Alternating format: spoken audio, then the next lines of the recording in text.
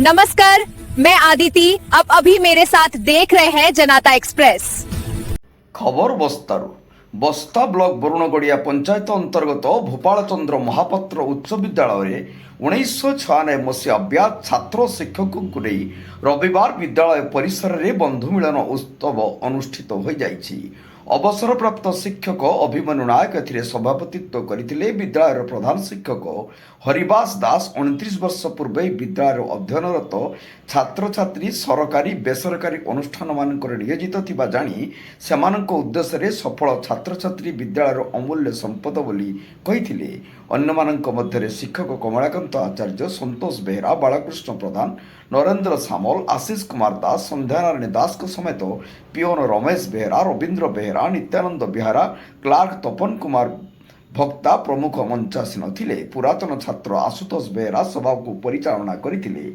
अन्य पुरातन छात्र छात्री मध्य सुशांत राउल, सरोज बेहरा, सुरेश बेहरा, सुषमा बेहरा, गीताराणी बेहरा, अमित बेहरा, रंजित बेहरा, रत्नश्री परिडा, मंजुलता परिडा प्रमुख उपस्थित थिले। प्रस्तावक विद्याधर बेहरा समस्त को धन्यवाद देइथिले। आगामी दिन में पुरातन छात्र संसदर सहयोग में विद्यालय रौप्य जयंती पालन करा पई शिक्षक शिक्षयित्री माने परामर्श देइथिले। सही भली बस्ता जलेश्वर राज्य राजपथ 16 नंबर जमालपुर बाईपास आशीर्वाद नर्सिंग होम निकट में नरेंद्र मोदी विकास मिशन रे एक नूतन भावे जलेश्वर शाखा कार्यालय आज अपराह्न रे उद्घाटित होईछि।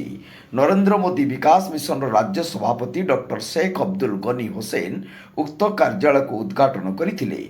बालेश्वर जिला साधारण संपादक शिशिर कुमार सेनापति परिचालन रे अनुष्ठित बैठक मुख्य अतिथि रूपे मिशन राज्य सभापति डॉक्टर शेख अब्दुल गनी हुसैन, राज्य महिला मोर्चा सभानेत्री तथा पूर्वतन विधायिका प्रमीला गिरी, राज्य किसान मोर्चा सभापति तुषारीकांत दास, राज्य संख्यालघु मोर्चा सभापति शेख अब्दुल हाकिम, राज्य साधारण संपादक तापस महापात्र, उत्तर ओडिशा जोनाल सभापति इंजीनियर रत्नाकर राय, बालेश्वर जिला सभापति पंकज परिडा, कार्यकारी सभापति एस.के. नाजिमुद्दीन, संपादक डॉक्टर अक्षय कुमार परिडा, मयूरभंज जिला जोन 2 सभापति सुकुमार रोणा, जोन 1 महिला सभानेत्री सुमित्रा बलवंत राय, जलेश्वर ब्लॉक कार्यकारी सभापति सुशील प्रधान, जिला उपसभापति बलराम बेहरा, पूर्वतन सरपंच मधुसूदन दत्त, जलेश्वर पौर सभापति विजय परिडा, बस्ता ब्लॉक रघुनाथपुर पंचायत नेता जगन्नाथ जेना और विभिन्न पंचायत आसीथिबा नेता माने उपस्थित रही विभिन्न विकासमूलक योजना विषय रे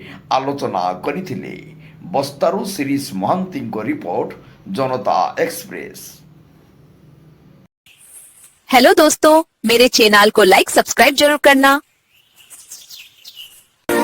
और जनता एक्सप्रेस देखना ना भूले।